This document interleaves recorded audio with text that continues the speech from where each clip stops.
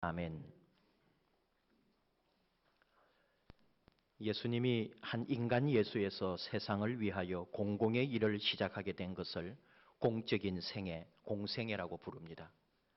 공생애를 시작하면서 예수님은 그 당시 유대 사회에서 선지자의 현현, 예언자의 소리로 알려져 있던 세례자 요한으로부터 세례를 받죠. 사실 예수님과 세례 요한은 먼 친척벌이기도 하고 예수님의 어머니와 세례 요한의 어머니가 각별한 사이인 것을 우리는 압니다. 그러나 태어난 이후 이 두 사람이 어떤 관계를 맺었는지는 성경 어디에도 정보는 없죠. 세례 요한이 오랫동안 광야 생활을 했다고 볼 때 일찍 집을 떠났기 때문에 예수님과 세례 요한의 접촉이 좀 어렵지 않았을까, 이 정도 추측을 해봅니다. 두 사람이 다 사적인 인생보다 공적인 삶을 살았다, 공생애의 삶을 살았다고 우리는 말할 수 있습니다. 세례 요한은 유대 광야에서 세상의 권력에 빠진 정치인들과 부패한 종교 지도자들을 향하여, 그리고 타락한 백성들을 향하여 회개하라고 외쳤습니다. 그러다가 헤롯 왕의 비리와 무능을 질책하다가 괘씸죄에 걸려서 사형을 당하지요. 영적인 지도자 세례 요한을 잃어버린 유대인들에게 우리 주 예수 그리스도는 너무나 귀한 메시아로, 주님으로 나타나게 됩니다. 세례 요한이 떠나버린 유대인의 가슴 속에 주님이 찾아오신 거죠. 우리 성경의 말씀대로 하면은 세례 요한이 예수님의 길을 닦아 놓았습니다. 사람들은 예수님의 등장에 열광했습니다. 메시아, 구원자, 주님이라고 고백했습니다. 세례 요한이 다시 살아났다고 말하는 사람도 있었고, 엘리야 선지자가 왔다고, 심지어 예레미야가 다시 왔다고 말하는 사람들도 있었습니다. 오늘 우리는 대림절 기간을 맞아서 다시 오실 예수님을 기다리면서 바로 2000년 전에 오셨던 예수님의 그 자리, 그 땅으로 가려고 합니다. 예수님의 공생의 시작에 제자들을 부르시던 그 자리에 우리도 가서 주님이 어떻게 제자를 부르고 만났는지, 또 그 속에 주님은 무엇을 말씀하고 싶어 하시는지 함께 우리가 그 현장에서 주님을 만나기를 원합니다. 예수님 제자 중에는 세례 요한의 제자가 2명이 있었습니다. 세례 요한은 그의 제자들이 예수님을 따라가겠다고 떠날 때 그것을, 그들의 뒷모습을 물끄러미 바라보죠. 오늘 말씀의 앞에 37절 두 제자가 그의 말을 듣고 예수를 따르거늘, 40절 요한의 말을 듣고 예수를 따르는 두 사람 중에 하나는 시몬 베드로의 형제 안드레라. 세례 요한의 제자 중에 예수님의 제자가 된 사람이 안드레라는 거죠. 이 안드레가 베드로보다도 먼저 예수님을 믿었고, 그리고 예수님을 베드로에게 소개했던 사람인 거죠. 근데 또 세례 요한의 제자 한 명이 더 있는데 이름을 밝히지는 않습니다. 대체로 추측하기를 바로 이 요한복음을 기록하고 있는 요한이 세례 요한의 제자가 아니었을까. 그의 학자들은 그렇다고 보는 거죠. 예수님의 제자가 된 두 번째 인물은 요한이었을 거다. 근데 또 학자들 중에는 안드레와 요한뿐만 아니라 베드로, 빌립, 야고보까지도 다 원래는 세례 요한의 제자였다, 이렇게 보기도 합니다. 그것도 일리가 있는 주장이기 때문에 학자들은 유심히 살피는 거죠. 세례 요한을 생각해 볼 때에 한때 이스라엘을 향하여 예언하고 하나님의 말씀을 대언한 선지자입니다. 한 시대를 들었다 놓았다 한 사람입니다. 그런데 자기 제자들이 다른 스승을 찾아갈 때에 이게 기분 좋은 일은 아니라는 거죠. 그런데도 세례 요한의 심리 상태나 그 이후의 감정에 대하여 하나님의 말씀은 기록하지 않습니다. 이미 세례 요한은 그 모든 것을 받아들이는 영성을 가지고 있었기 때문입니다. 세례 요한은 예수님에 대하여 말하기를 오늘 주신 요한복음 1장 29, 30절 보라, 세상죄를 지고 가는 하나님의 어린 양이로다. 내가 전에 말하기를 내 뒤에 오는 사람이 있는데 나보다 앞선 것은 그가 나보다 먼저 계심이라. 그는 예수님을 높이고 자기는 낮아졌습니다. 예수님은 떠오르는 별이고 자신은 지는 별임을 받아들였습니다. 그리고 기꺼이 자기 제자들을 예수님에게 보내주었습니다. 그런 중에 오늘 43절 이튿날 예수께서 갈릴리로 나가려 하시다가 빌립을 만나 이르시되 나를 따르라 하시니 요한의 두 제자를 자신의 제자로 예수님이 받아주시고는 다음 날에 빌립이라고 하는 제자를 부르는 장면이에요. 예수님의 제자가 된 빌립은 나다나엘이라고 하는 친구에게 예수님을 소개합니다. 45절이죠. 모세가 율법에 기록하였고 여러 선지자가 기록한 그 일을 우리가 만났으니 요셉의 아들 나사렛 예수니라.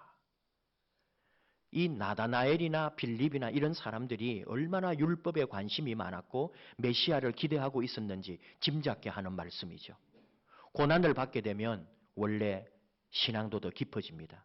로마 식민지의 유대 땅, 어느 누구도 알아주지 않는 가난한 백성들, 그리고 제국의 군대와 권력 앞에 벌벌 떨면서 비굴하게 충성해야 하는 식민지 백성의 서름에서 이 민족을, 우리를 구원해 줄 메시아를 그들은 기다리고 있었습니다.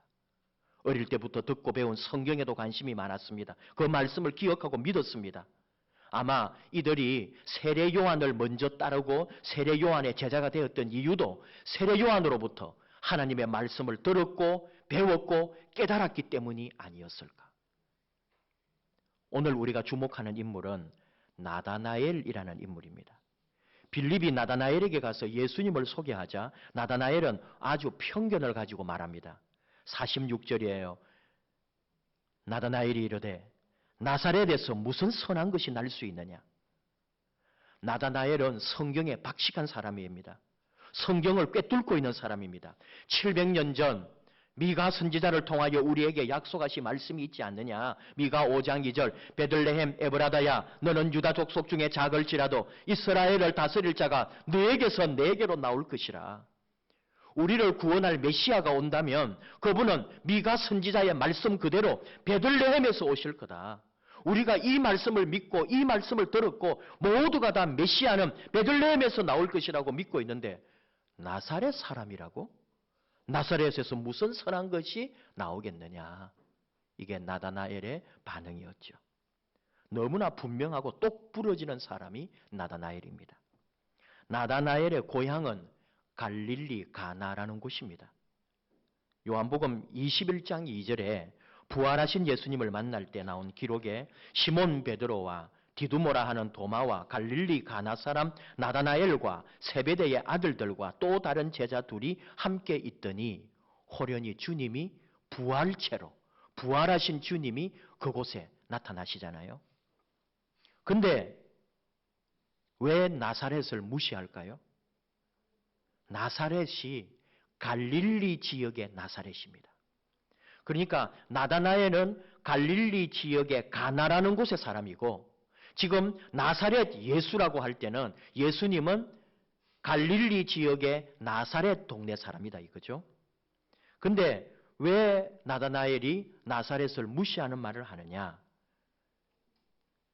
갈릴리 가나, 갈릴리 나사렛 다 못 살고 가난하고 별 볼 일 없는 동네란 말이죠.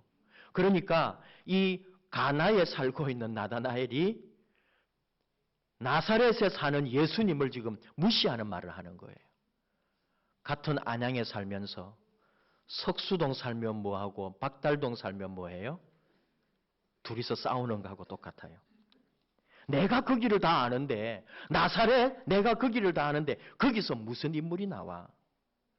당시 또 한 주장은 뭐냐 하면은 가난한 마을 사람들을 조롱하던 말이 나사렛에서 무슨 선한 것이 나겠느냐 그런 말이었다고 또 알려져 있어요. 우리가 우리말에서 다 이제는 여러분 절대로 그 말을 공적으로 쓰면 안 되는 말이 있죠. 잘 나가다가 어디로 빠져요?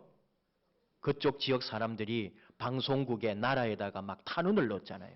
절대로 그 말을 쓰면 안 돼요. 그것처럼 그 갈릴리 지역을 무시하는 말을 할 때 나사렛에서 무슨 선한 것이 나겠느냐. 그 당시에 그런 말이 유행했다. 그런 주장들이 또 있습니다. 어쨌든지 나사렛을 무시하면서 메시아가 왔다는 말에 별 반응을 보이지 않는 나다나엘에게 빌립은 와서 보라고. 그리고는 끝까지 예수님을 소개하여 억지로 나다나엘을 예수님에게로 데리고 가는 거죠. 그리고 나다나엘이 예수님을 만납니다. 그때 예수님이 칭찬이라면 칭찬이고 의미 있는 말씀을 나다나엘에게 하시는 거죠. 참 이스라엘 사람이다. 이 사람 안에 간사한 것이 없다. 이스라엘이라고 할 때 이것은 야곱의 이름이 변하여 이스라엘이 되었습니다. 하나님과 겨루어 싸워서 얻은 이름이 이스라엘이죠. 야곱이 변하여 이스라엘이 됐잖아요. 근데 이스라엘 사람들이 이 뜻을 꼭 좋아하지는 않습니다. 하나님과 겨루어 싸워서 얻은 이름이 좋은 건 아니잖아요. 하나님과 싸워서 이기면 어떻게 하겠다는 거예요. 그래서 이스라엘 사람들은 오랫동안 히브리어로 이스라엘 이렇게 이 사람들이 말을 사용했단 말이죠. 무슨 말이냐 하면은 하나님을 바라보는 사람. 하나님과 겨루어 싸운 사람들이 아니고 하나님과 겨루어 이긴 사람이 아니라 하나님을 바라보는 사람 이스라엘 이렇게 받아들였다 이 말이에요. 지금 예수님 말씀이 얼마나 깊은 말씀이냐 하면은 나다나엘을 향하여 하시는 말씀이 지금 이 나다나엘은 진실하게 하나님을 바라는 이스라엘 사람이다. 이런 뜻이에요. 그리고 그 안에 야곱과 같은 간사함이 없는 진짜 참된 하나님을 바라는 사람. 이게 예수님이 나다나엘을 축복해 준 말씀이에요. 시편 32편 2절을 통해 하나님 말씀합니다. 마음에 간사함이 없고 여호와께 정죄를 당하지 아니하는 자는 복이 있도다. 아주 오묘하고 깊은 말씀을 예수님이 나다나엘에게 해준 거죠. 아마 나다나엘 자기 나름대로 성경을 알고 말씀을 깨닫는 그렇다고 생각했기 때문에 예수님의 그 통찰력 있는 말씀에 움찔 놀랐다고 봅니다. 어떻게 저를 아십니까? 48절 빌립이 너를 부르기 전에 네가 무화과 나무 아래에 있을 때에 보았다. 부르기 전에 이건 시간의 개념입니다. 무화과 나무 아래는 공간의 개념입니다. 시간과 공간을 넘나들며 나는 이미 너를 보고 있다. 이게 주님이 나다나엘에게 던진 화두예요. 예수님의 말씀은 이런 거죠. 나다나엘이 이 예수님을 제대로 지금 받아들이지 않고 있을 때 바로 이스라엘이라고 하는 그 이름과 또 야곱과 연결을 해서 나중에 51절에 사자들이 인자 위에 사다리에서 오르락내리락 하는 것 이게 전부 야곱과 이스라엘과 연결된 말씀이잖아요. 이 예수님이 얼마나 깊게 나다나엘에게 접근했고 그 깊은 말씀을 던졌는지 모른다 이거예요. 그 이스라엘이라고 하는 개념도 야곱 안에 있는 그 간사한 이스라엘이 아니라 참 이스라엘, 하나님을 바라는 자로서 이스라엘, 그렇게 나다나엘을 예수님이 칭찬해 주면서 그를 그의 속으로 싹 받아들이는 거죠. 나다나엘은 예수님의 그 통찰 앞에 49절 랍비여 당신은 하나님의 아들이시요 당신은 이스라엘의 임금이로소이다 하면서 예수님 앞에 고개를 숙입니다. 굴복합니다. 그러나 아직도 랍비여라고 하는 것을 볼 때는 온전히 주님으로 고백하기보다는 이스라엘의 위대한 서성점으로 지금 예수님을 인정하고 있다 이런 얘기죠. 예수님은 이런 나다나엘에게 앞으로 더 큰 일을 보게 될 것이라고 그 옛날 야곱이 베델에서 꿈꿀 때 천사들이 사닥다리에 오르락내리락 하는 것을 보고 하나님의 약속을 붙들고 야곱이 갔잖아요. 그런데 나다나엘 너는 야곱이 받은 것보다 야곱 안에 있는 그 간사함보다 너의 안에 있는 그 진실함과 참된 것으로 더 큰 영적 복을 누리고 하나님을 바라보는 사람으로 큰 영광을 보게 될 것이다. 그러면서 이 나다나엘과 제자들에게 51절에 하신 말씀이 진실로 진실로 너희에게 이르노니 하늘이 열리고 하나님의 사자들이 인자 위에 오르락내리락 하는 것을 보리라. 이렇게 예수님이 말씀하시는 거죠. 오늘 저는 여러분과 함께 이 말씀 가운데 무화과 나무 아래에 있을 때 이 말씀을 우리의 삶에 적용하고 함께 나누어 보려고 합니다. 무화과 나무는 유대인들에게 있어 번영을 상징하는 나무고 잎이 크고 또 넓기 때문에 그 아래에서 랍비들이 율법을 교육하거나 묵상하는 장소로 사용되었다. 이렇게 설명합니다. 나다나엘 역시 무화과 나무 아래에서 하나님의 말씀을 묵상했거나 기도했거나 율법을 공부하기도 했을 거죠. 그러니까 예수님이 이미 이것을 보았다는 거 아닙니까? 제가 이 말씀을 읽으면서 묵상을 했어요. 이 부분의 말씀을 가지고 기도를 하면서 말씀으로 하는 기도, 말씀으로 하는 묵상을 했는데 그 앞부분에 서성 세례 요한을 떠나가는 제자들 그 부분부터 묵상을 했어요. 35절부터 이제 묵상을 한 건데 이런 말씀을 묵상을 하면은 이제 자기 삶과 연결을 하잖아요. 내 목회, 내 인생, 내 주변의 사람들하고 다 연결을 해보거든요. 기도를 하면서 생각을 하는 거니까. 그러니까 세례 요한의 제자들이 요한을 떠나서 이제 새롭게 부상하는 선생님 예수에게로 간단 말이죠. 이것을 세례 요한이 가만히 바라보고 있는 모습을 저도 바라보는 거죠. 그럴 때 저에게도 그런 생각이 나는 거예요. 저를 싫다고 떠나가는 성도님도 생각나고 우리 교회가 이상하다고 하면서 다른 교회로 가시는 분들도 생각이 납니다. 교회가 힘있게 성장을 해야 되는데 자꾸 줄어들고 약해지고 그런 것 같아서 제 마음이 무척 불편하고 무겁단 말이죠. 기도하는 중에. 제 얘기를 하는 거예요, 여러분.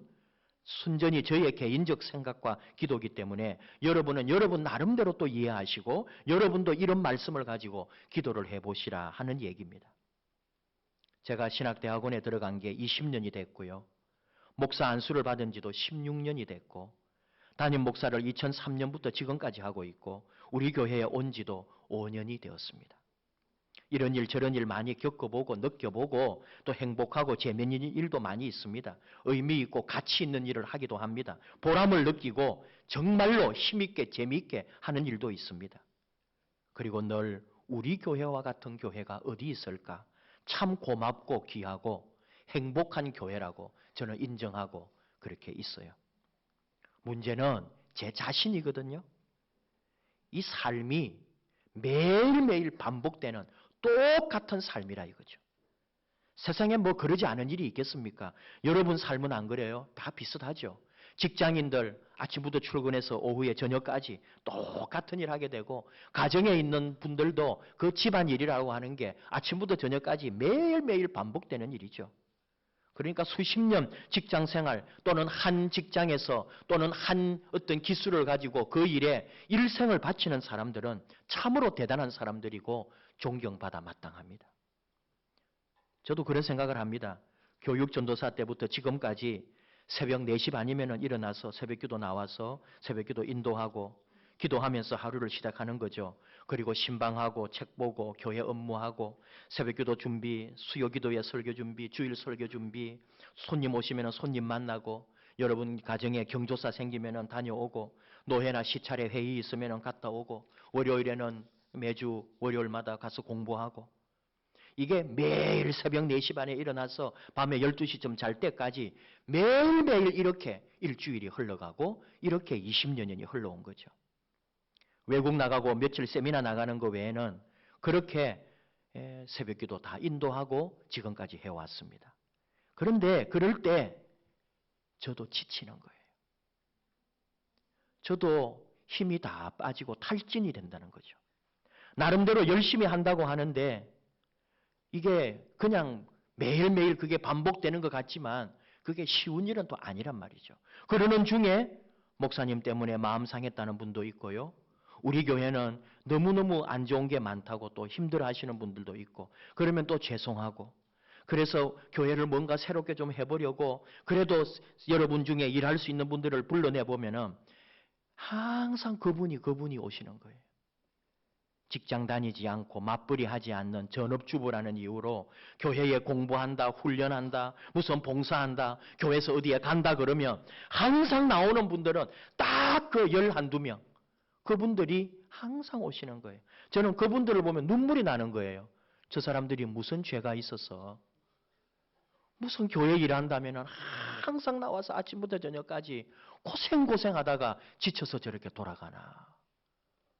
성경 공부 수료하면 그 사람들이에요. 제자훈련 수료하면 그 사람들 아니에요. 장례식에 예배드리러 가면 그 사람들 따라가요. 지방에 무슨 어려운 일이 있어서 우리 같이 가면 또 그 사람들이에요.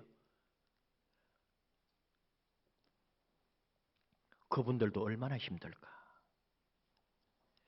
오늘 주신 이 말씀으로 기도를 하는데 저 안에 떠오르는 생각들이란 말이죠.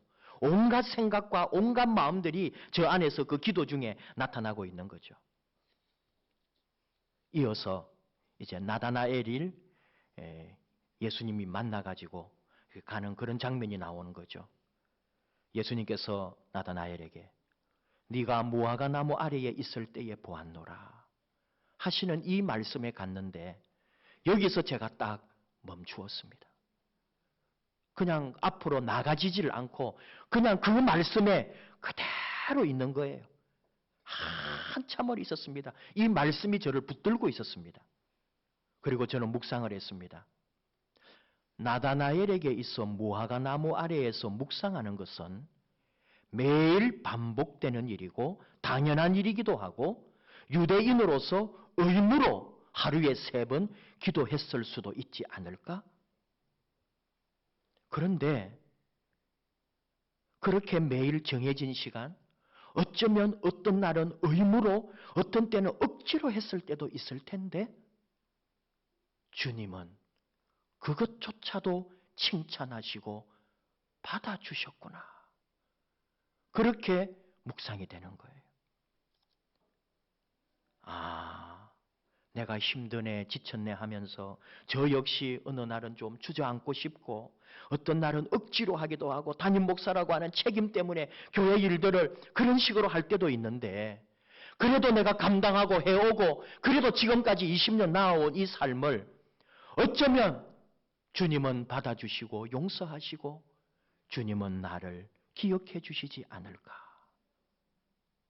특별하고 기적이 일어나는 목회가 아니라 해도 매주 역동적이고 매주 새로운 성도님들로 차고 넘치고 우리 교회가 이웃을 변화시키고 세상을 뒤집는 일을 하지 않아도 매주 반복되는 이런 예배, 그저 매주 똑같은 사람들이 모여서 같이 섬기고 같이 나누고 하는 이런 일상적인 우리 교회의 모든 일들을 우리 주님은 바라봐 주시고 축복해 주시고 사랑해 주시고 칭찬하지 않을까. 이렇게 기도가 되었습니다. 우리가 묵묵히 최선을 다해서 자기의 자리에서 충성하고 있을 때 주님은 다 어디에선가 보고 계셨구나. 그래서 우리를 제자 삼아 주시고 그래서 우리를 직분줘 주시고 그래서 우리를 하나님의 자녀로 삼으시고 이 교회를 우리를 통해서 이끌어가게 하시구나. 우리 주님은 우리를 지켜보고 계신다. 해마다 맞이하는 대림절입니다, 여러분. 어떤 이벤트가 있고 무슨 축제가 있어야 좋을 것 같잖아요. 그런데 기도하면서 그런 생각이 드는 거죠. 그저 주님을 사랑하고 우리 예수님을 바라고 예수님의 임재를 기다리면서 사는 나의 평범한 하루가 우리 주님을 기다리는 모습이 아닐까. 나의 일상이 주님을 기대하는 삶이 되고 나의 특별하지 않은 재능과 삶이 주님께 영광되게 하소서. 이런 기도가 나왔습니다. 여러분이나 저나 믿음 생활에 오면서 이런 일 저런 일 많이 겪고 있을 거예요. 어떤 날은 신나서 열심히 할 때도 있고 또 어떤 날은 지치고 낙심해서 다 놓아버리고 싶은 날도 있지 않을까요? 다 같은 마음. 그러나 주님이 우리에게 맡기셨기에 주님이 우리를 바라보고 계시기에 나 작은 것 하나 내 보잘것없는 이 헌신 나의 연약한 이 몸과 마음으로 주님 사랑하고 주님을 섬기고 교회를 사랑하고 나아가는 이 매일매일의 삶을 주님은 다 지켜보시고 네가 무화과 나무 아래에 있을 때 내가 다 보았다 하는 말씀처럼 네가 기도하고 있을 때 네가 힘들어 지쳐서 헤매고 있을 때 네가 나를 바라고 찬송하고 있을 때 나는 너를 지켜보았노라. 주님은 우리에게 그렇게 복 주시지 않을까. 오늘 특별히 주님은 나다나엘에게 더 큰 일을 보리라 말씀합니다.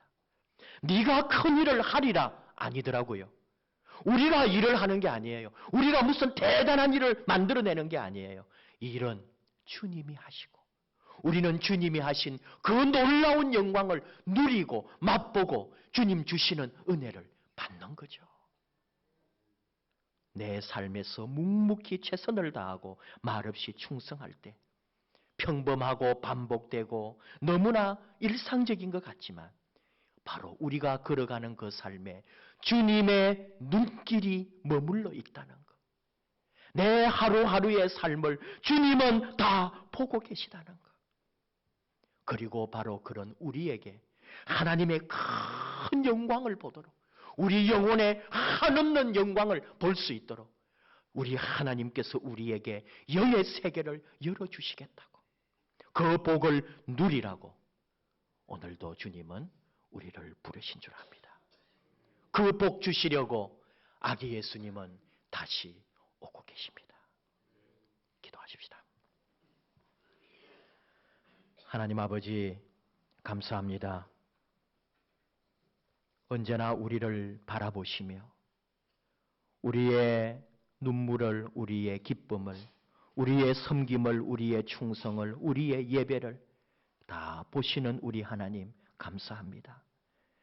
우리의 일상이 우리 하나님께 찬양이 되고 우리의 평범한 삶이 하나님께 영광이 되고 우리가 걸어가는 매일매일이 우리 하나님에게 더 큰 것으로 갚아드리는 삶이 되게 하여 주시옵소서. 부족하고 연약하오니 늘 넘어지고 탈진하고 외로우니 우리 아버지 함께해 주시고 우리 아버지의 그 사랑스러운 눈길로 우리를 지켜주시옵소서. 주님을 바라봅니다. 주님을 기다립니다. 주님만 사랑하고 사모합니다. 이 여리고 착한 진실한 마음들 속에 하나님 함께하여 주시고 하늘의 놀라운 영광을 보게 하시며 살아계신 하나님, 능력의 하나님을 경험하며 삶의 그 어떤 과정 속에서도 결코 넘어지지 아니하고 주 예수의 이름으로 승리하는 아름다운 자녀들 되게 하여 주시옵소서. 예수님의 이름으로 기도하옵나이다. 아멘.